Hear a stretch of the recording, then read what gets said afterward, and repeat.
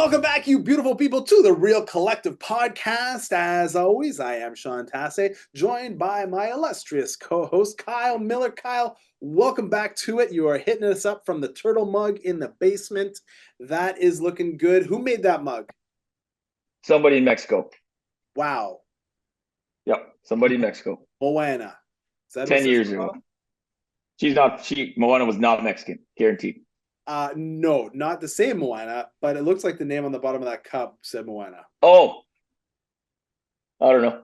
All right. Anyways, as always, Tourist. guys, riveting conversation here. Riveting. Hit that like button, subscribe to the channel, and share this with someone who you think might like what we're talking about today. We're going to do a little bit of a fill-in session here, talk a little bit about the summer market. There's the particular transaction we were working on that was talking about a clause that is using survive and not merge. So we want to get into talking about that, as well as our follow-up to the recent rate announcement and what that means to people who are buying or selling, and what it means to the market overall, and what the conversations that we're having with our clients all about that. As always, you can book an appointment with Kyle or I in the Calendly links below, and you can download the buyer or seller guides below. And if you're listening on Apple Podcasts or Spotify, thank you very much for your ears. If you're watching on YouTube, thank you very much for your eyes. That's all the housekeeping I have. Let's get right into it. We'll talk about what we're feeling right now. The heat wave is on. It is hot outside. It is hot in the real estate market for some listings and not so hot for some other ones. You're working on a bunch of closings, and so Kyle, your business is a little bit different than mine, where your work really gets busy in the summertime because you've got the final touches to put on deals to bring them to closing. What are you feeling right now in terms of what's happening on the closing table? And I'll tell you a little bit what I'm seeing out in the field. I think for the most part, there's a lot. July was actually very busy. It's going to end up being, assuming everything closes as it should, which it will, but I mean, we make that assumption, right? Is my biggest month of the year, which has been good. And it was amazing how fast people wanted to close. Yeah. And that was it. That was interesting. A lot of people trying to close deals in 3 weeks, and it was okay. It takes a little, you got to finesse them. And I think that's actually a really good word. Is almost every deal is you're finessing it to get it over the finish line, right? It doesn't seem to matter how much education we put out there or how many times we say the same thing, right? That one person you're dealing with hasn't heard it. So it's like you're just a broken record of things. And by no fault of their own, I'm not picking on any client in particular. It's just, it is what it is. And that's it. We're having to use a lot more finesse because things are popping up last minute. People are making odd choices last minute. People definitely have the mentality of like, this is the only deal you have to work on, Kyle, and my lawyer and my realtor and the bank. So why can't we just get this done? And it's like, because, no offense, Jeff, you're not special. And you're one of a bunch. Like, you are special, but not in the grand scheme. And we're trying to hustle this. So it's a little bit of that, but it's been good. I was at an event the other night talking to one of our sales guys out of Toronto who from the lender, talking about that, like how tough some of these deals have been. And, it feels like lenders are looking for hair on files. They're creating things that don't exist really. And we have to prove that they're not there. And versus just believing they're not, we have to prove they're not. Yes. And he actually was telling me he does most of his stuff out of the GTA.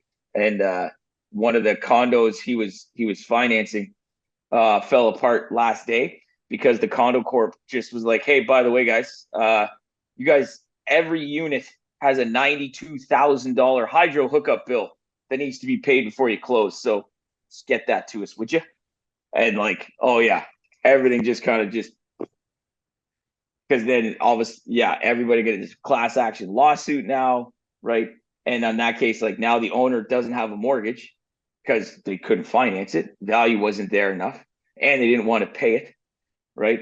And then, so the bank didn't get anything out of it. Broker didn't get anything out of it. Realtors probably didn't get anything out of it because it hasn't closed. Because now it's back in limbo. Yeah. So the only people that are going to make money are the lawyers. Yeah, absolutely. Lawyers They get make paid no money matter no what. matter what happens. So I was talking with a client last week, and he's like, "Oh man, this really sucks. You've got this place, and you've sold it for me twice, and and I just and the deal felt like one of them. The deal fell through at the last minute. The second time it fell through a week later, once the buyer realized they couldn't do what they wanted to do with the space, and so uh, he's like, "Man, you've sold it for me twice." I'm like, "Yeah, it does suck. I only get paid when the deal goes through." I'm like, I'm gonna sell this for you three times and get paid once. He's like, oh yeah, you know what? I never really thought of it from that perspective. I'm like, no, you don't have to, and I'm not saying it for that reason, but it's like I agree with you that it sucks that it didn't go through the first two times. I'm sorry. I wish that it didn't, but this is where we're at, and now it's summertime, right? In the summertime market, this is my segue here. It is people are only moving if they have to, right? If the realtor isn't away at the cottage or at the lake or on a vacation or whatever, then the client is away.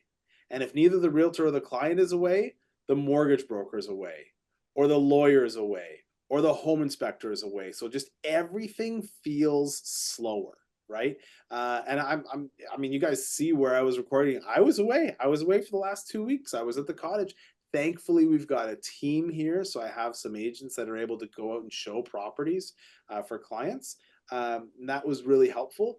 But then, the following weekend, the clients went away. They were at Algonquin Park with no cell phone service, right? What happens if you're trying to do a deal with no cell phone service? Well, you're not. You're just not doing a deal. It doesn't happen, right? And so, that was that's been sort of the function of the last couple weeks, and I think it's going to be the same for the next two, where it's hey, you know what? I'm taking my time.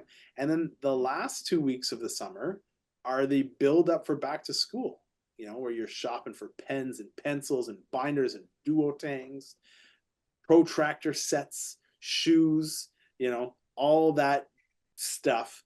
You need your hair cut before you go back to school, like all that stuff, right? So that takes away everybody's focus. And yeah, it has the effect essentially of lowering house prices. We've said time and time again that the average price of a property in the summertime is about 5% less than it is in the springtime, which is great for appraisers because your house will always appraise when you close on it in the summer because hey, they're appraising based on spring sales, right? But when you're trying to buy a house or sell a house in the summer, you're not going to get the same price for it that you will in the springtime, straight up.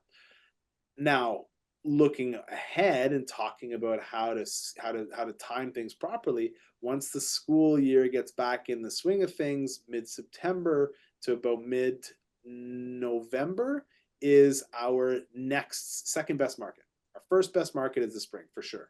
Second best market is exactly then. So if you're a buyer and you want to buy a house and you're looking to get a good deal on it, buy it now. Don't wait until September. If you're a seller and you want to sell your house, you want the best price for it, sell it in the fall. wait. Yeah, essentially. And if Yeah. you don't need to move, wait until next spring. Is the price going to be any different than this spring? Who knows? The top price, the average price, the top average price this year was in April. And it was the exact same average top price as it was in April 2023. So you're going to look at the market at the end of this year and it's going to go up a half a percent, give or take. But that was after it went down 7% from 2022 to 2023. So we're back at level, right? And the seasonality is really starting to matter now, as it did before COVID, because essentially you are going to be a subject to the market that you're in, whether you're buying or whether you're selling, and you have to take it into account when you are doing it, and you have to take your motivation into account. Do you have to buy? Okay, well then you've got to pay what you've got to what you have to pay to get it. Do you have to sell? Okay, well you have to price it properly. If you don't, you just sit. You sit and you don't sell. So that's I mean, again, it's the same messaging that we've been talking about for years. It's just a little bit different now because we're talking in the summertime. So I mean, that's my Well, take. Oh, and I think that it segues well because then it start talking about just the interest rates and what's happening in that market. and how that's just another factor. It's always a factor, but now it's just so much more at the forefront of everybody's mind Yeah. about what the next move is. And I think it's going to be interesting to see. Going to be interesting to see days on market through August, September, October, and what's going on there. Again, depending on the price pocket, Yeah. because of the fact that starting to see that mentality as well of people who are like, we're going to wait to see when the bottom is on the interest rates. And Yes. it's like, we went from we need to see them come down to now we need to see how low they're going to get. That's And right. it's a totally different mindset at that point, right? So that's going to be interesting to see how much that plays into it. Yeah, going to be interesting to see how much it plays into it for sure. I'll tell you, I didn't think that we were going to see anything different in terms of how many potential new buyers it might put into the market. But I had a property that we sold last week. We had it listed for, as we started at 800, we came down to 750, and we thought, we're probably worth something like 720, give or take. And we were getting offers in and around that, 7.25, 715 range. Finally, we got an offer. Someone came in and says, "Hey, here's an unconditional offer, but it's 690." And we're like, Why'd you start so high? because we were comparing it to sales that had happened earlier in the year, Mm. and seller wanted to reach a little bit. We thought, hey, here's what it is, but there were some things that we didn't really take into account. First of all, tenant occupied property, which Ooh. always is tough. Yeah. And, tenant occupied is going to be at least 10 or 15, 10 or 20% in terms of adding or subtracting from the value, and unfinished basement. So although it was a builder's model house, and we were comparing it to houses that are, although this one was built in 2013, we're comparing to houses that were built in 2017, but it was built in 2013 because it was a builder model house. So in reality, it was built in 2007, and it just didn't exchange hands from the builder to the first user until 2013. So the in-service date for the house on a new build home, model home, is a little bit different because it's built, but they don't actually sell it, and they start the in-service date when they actually have a first buyer, even though they call that the build date. Even though it was built in 2013, they have it built in 2017. 7 years. Well, yeah, how long? Oh, sorry, or whatever, Eight. whatever the Six. numbers are. So at 13 to 17 is 4. So how long does it take to sell Oh, it? sorry. Kept Right? thinking you saying it's 2007. Okay. Yeah. 4 years. Okay. Yeah. So whatever the gap is, because it was the model home, sure, it was built a little bit before, but the in-service date of the home is actually when it transfers hands, not when it was built.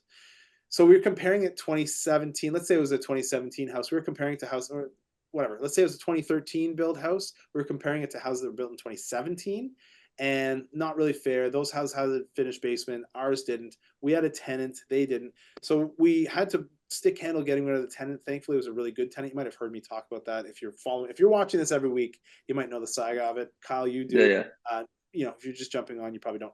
But we got rid of the tenant and decided not to reprice it. We were considering dropping it down to something like 730, but they said no, we want to stick here where we are. So we stuck there, and we got the offer done.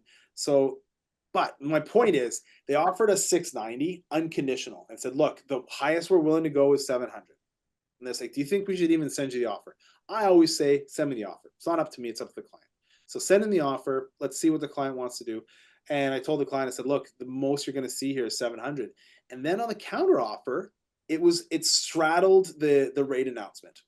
So on the counter offer, instead of we sent them back 645 or something like that with their unconditional offer, but they sent us back 715 instead of 700 firm and final, because the day after was when the rates changed. Said, oh, hey, it came down a quarter point, and it, for some reason, gave them the feeling that they can offer more money. So I don't think it brought anybody new to the table, but it made the people who were there say, look, I can stretch and I can squeeze and I can make this work. It's not going to be 7, but I'll give you 715. And we said to them, okay, we'll do it for 715, but you got to close in 3 weeks. Oh, thanks. Yeah. Yeah. There it is. Yeah. Appreciate that. Yeah. Hey, well, so it's one less mortgage payment. So, anyways, we got it wrapped up, and that was it, and that was the impact. I think it really was the impact of the rate change on consumer confidence. Right? They're moving. They're already moving. They're buying a house. That's fine. but hey, they're a little more confident about spending a little bit more, which my client said, look, you know what? Sure, 715, it's done. It closes quick. There's no conditions on the offer. Sign here and you're done. You know, in reality, is my house worth 7.25, 720? Sure, I'll sell it for 715 and be done with it. So that was it, and it was really neat to see it play out in live time. Like I say, I don't think it's bringing new buyers into the mix, but I think it's giving more confidence to the buyers that are already there. That's my take. Yeah, it's you keep saying the same thing, right? It's like if you can afford to buy and you believe in real estate, then go buy, Right. right? Like how much money are you leaving on the, and that's the thing. People are always worried that, you know, a 0.05 or a 0.2, first of all, they think a 0.25 drop means fixed rates are coming down 0.25 because like over 75% of Canadians are in fixed rates. Right. That's just not true. They're not coming down that much. They've dropped 5 or 10 basis points, maybe, but they're not fully on that route. Yeah. Right. So it's not going to save you $1,000 a month. Like it's not going to be until you get back to 2, you're not going to see that massive. I mean, yes, it will come down. It's just not going to come down nearly as much as you want it to. It's just not. The math isn't there. So you have to do that math and understand it. I had a young kid, say kid, he's not a kid, but young guy that I was working with, and his first home, he's been on the fence for months. He found it. His agent did a great job at negotiating it out and saying, like, look, we can come in at 5 and like that's it. There's not a cent more. That's all that's coming. And you guys think you're coming down anyway. So let's just cut this off. Let's get it in and get it done. I happen to know both agents just coincidentally. So I think there was a little bit of love that I could, if I'm coming in saying, you know, hey, this is going to work one way or another. Yeah. This works. Yeah. So just give me the time I need. I think that added a little bit of confidence to it. But that was the talk we had. Cause I was like, for a lot of time, I thought we were doing an alternative deal for this guy, but it was like, look, even on the alternative deal, he was focused on the payment. I'm like, good. It's a 2-year thing, man. You're going to get this. You automatically get a raise because of your profession. It's all we need is the time. You're just 2 years early, but you're going to be this much farther ahead than everybody else. Time in, right? So just go for it. Turned out we got it done on the A side, a little exception. Again, a little bit of love.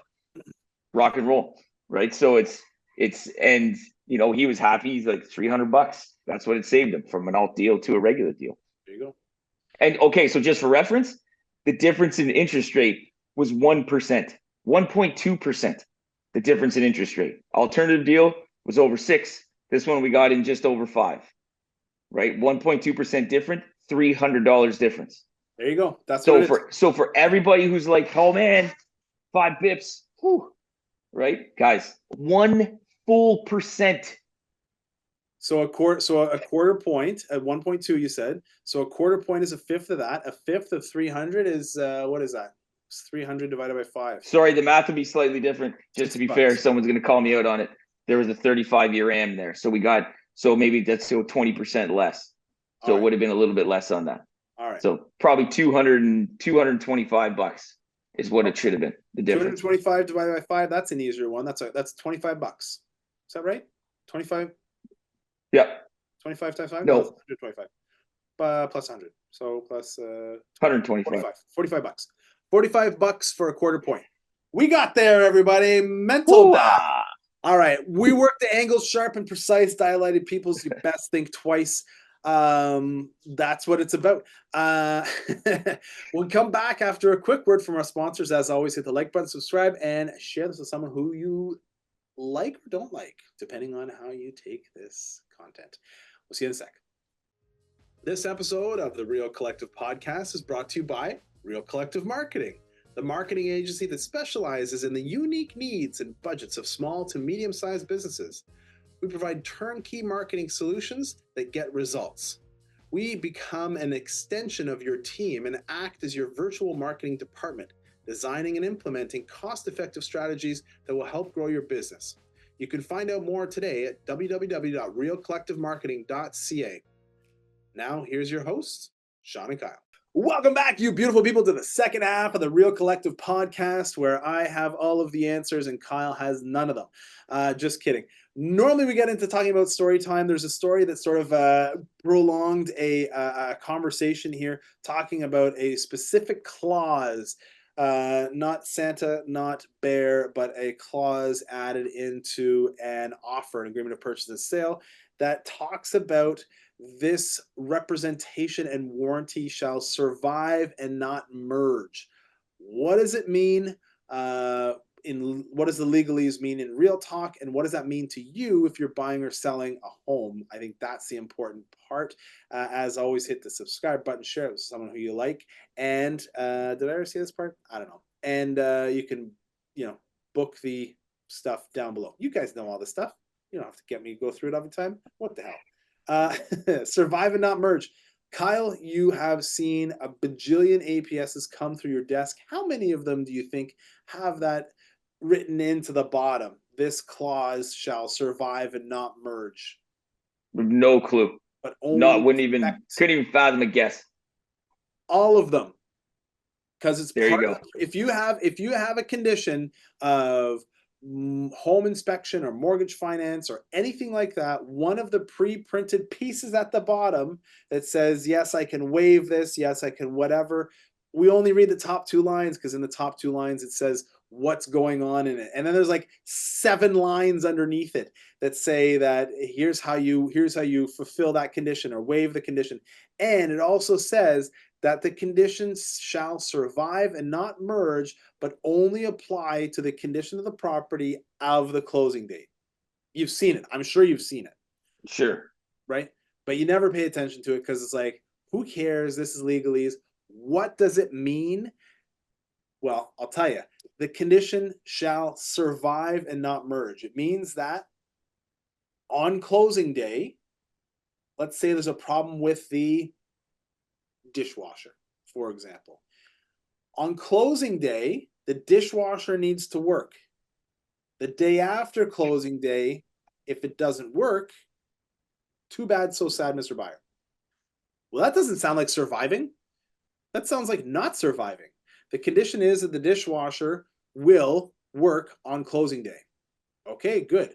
But the day after closing day, so what does survive mean? Why does it survive? Well, it could be the case that you as the buyer cannot test whether or not the dishwasher is working the day after closing.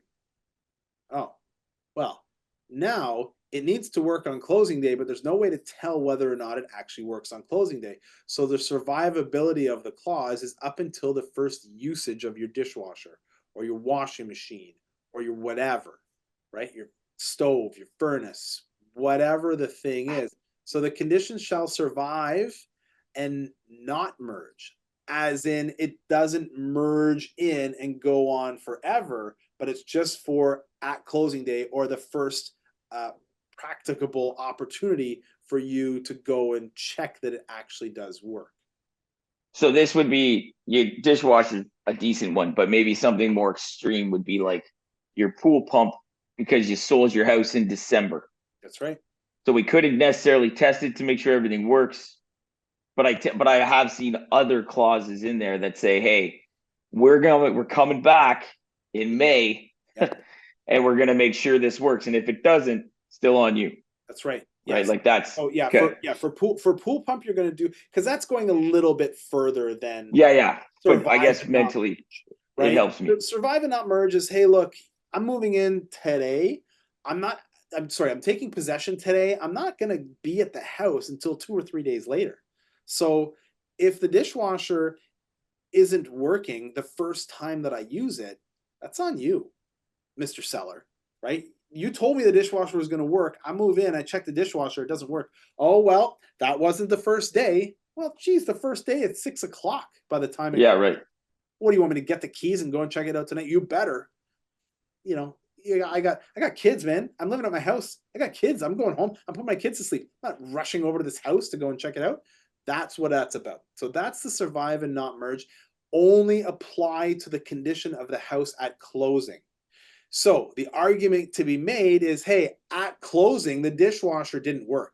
I wasn't able to tell you that it didn't work. but it didn't. And I can tell you that because the first time I walked in to use the dishwasher, it didn't work. Didn't work. Right, Yeah. exactly. But it wasn't on closing day, right? So the idea is the first time, here's how to solve it, right? The first time you go into your house, you walk in and say, hey, this is the first time I'm walking into the house. You record a video on your phone and you walk through the house and you bring a load of laundry and you do the laundry and you timestamp it. And you run the dishwasher and you timestamp it. You check all the elements and you timestamp it. And you make sure that the fridge is cold and that the AC blows cold and that the furnace blows hot and that the freezer is cold, all that stuff. And you timestamp it by recording a video on your phone. That is your best practice to do. Now, what if the seller scratches out that line, survive and not merge or apply to the state of this property? Because the seller's like, I'm not giving you that. You have that one day. That's it. I tell you that it works. You move in, or I tell you that it works until the day that you close. So we had a seller recently do that, where they scratched out the clause. And so we went and we did a final walkthrough. We wanted to check all this stuff, but you can't use the laundry machine because it's not your laundry machine, and you can't use the dishwasher because it's not your dishwasher. So you can go and you can check and you can see if they work, but now you're taking someone's word for it. And depending how the negotiations work, maybe you didn't trust them. Maybe, and so now we're in a bit of a pickle where someone said, hey, that's scratched out, survive and not merge, because I'm a lawyer and I know how to play the game. And now all of a sudden, the first time home buyer is moving in. He's like, shit, man, I don't know how to use the dishwasher. And so we said, hey, the dishwasher's not working. We went to check it. The laundry's not working. We went to check it. No, man, it worked when we left. Well, it's not working for us. So what can we do? Buy us a new dishwasher. No, thank you. Right? Okay, what can we do? Can you please just come over and show us how you think that they work? Show me how to work. Maybe I'm not doing it right. So that's where we're at. So, but you guys negotiated through that though. Like you saw that was happening. We knew what was happening. We accepted the deal. We said, hey, look, we'll take the deal because we're buying the house. We're not buying the appliances. Like the appliances come with the house. We hope that they work. And the sellers are still swearing up and down they work. And the buyer's like, man, I cannot get them to work. What am I doing wrong? So now what is it? It's not a fight about, well, buy me a dishwasher or buy me a washing machine. It's a, look, if you say they work, come show me how to work them because they're not working for me. That's where we're at. Right? So it's what was the word you used earlier? I don't know. It's not finagling, not finesse. Finesse. It's finesse, right? This is the stuff that we're dealing with. It's helping people get into a place. I got another one. Seller moved in, didn't move in right away, closed right away, and the buyer moved in, closed on closing day last week or 2 weeks ago, moved in, and one of the things was the seller was supposed to fix the sink was dripping in the primary bedroom. I reached back out to the listing agent. Crickets. Hey, you said you were going to fix this thing. It wasn't fixed. What's going on? So what do we do? Well, that is the question. What's the repercussions? Repercussions? Too bad. It's over and done, right? So they said they were going to do it. They didn't do it. So I'll tell you what I'm doing is I've sent a plumber over to go and fix it. I'm going to send the bill to them. I'm paying for it. I'm going to send a bill to them and hope that I get reimbursed. If I don't get reimbursed, so be it, right? Yeah. And I think that's some of that stuff too, where I'm like, I think that's where people feel really, I don't want to use the word entitled, because you're making this deal in good faith and and everybody should honor that deal. Like I wholeheartedly believe that. But like that's where people are like, I'm going to sue you. I'm like, really? I want you to run this by your lawyer and figure out how much this is going to cost.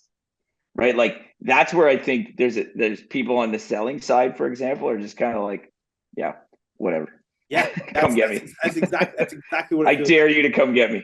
Yeah. Like that's I know. Unfortunately, I've taken a similar. I've had comments. I won't say I've taken a stance, but when something's gone sideways on a deal, right? Or and you need, or we need, or the client needs 2 more days to Yeah. get it done, there's a part of me that's had the comment of like, beg for forgiveness. They're like, oh, but I could get sued and whatever. I'm like, hey guys, we're not in COVID anymore. If you think, I would wonder if that seller's just going to be like, here's the bird, and we're putting this house back on the market, and we're happy to wait another 90 days to get this sold. I'm like, They I might don't know about that. what I've seen in those cases, they'll just ask you for per diem. Hey, you want 2 more days? Sure, you can have 2 more days to close. Yeah, Pay three me. $500 a day. Yeah, exactly. Or whatever. I'll do the math. I'll tell you what my costs are. Here's what my costs are. Here's a full breakdown. My lawyer's going to charge you $500 to ask for this extension, and my daily cost is $472.53. Multiply that by 2 plus the $500, and it's going to be $1,500 to stretch by 2 days. Holy shit! Really, $1,500? Or close today? I can't. Okay, give me $1,500. Right? Like that's really what it comes down to at the end of it. But yeah, man, it's what do you do for your clients, right? You try and figure out a way to help them to get through it. So all of these little tips and tricks and legalese and all that kind of stuff is all back and forth. But at the end of the day, we had one last year where the sellers are like, yeah, you know what? We said we were going to fix the mold in the attic, but we're not. So, and we had to close. We closed in protest. So what are you going to do? You can't not close. They need a house. They sold their house. They're moving into this house. Shit, that sucks. What are you going to do? Go and sue them? Well, it's going to be a $10,000 fix. How much is it going to cost to sue them? $7,000. Ugh, whatever. Fix the fucking house. That's that, and it's that kind of stuff where I'm like, this is where you earn your money. I mean, to a degree, it's unfortunate that you can't force that to be done. I thought, man, I was with the lawyer. I was fighting and fighting and fighting, and they're like, no, there's nothing to do here. You get what you get, and you don't get upset. It's exactly what I tell my kids. And we are way over time, so thanks for bearing with us, everybody, as we ramble. As always, hit the like button, subscribe to the channel, share this with someone you think might like this kind of conversation. You can download the Calendly links below to book an appointment directly with Kyle or I. You can also download the buyer or seller guides below. And if you have any questions, as always, reach out. And until next time, keep it real. Collective.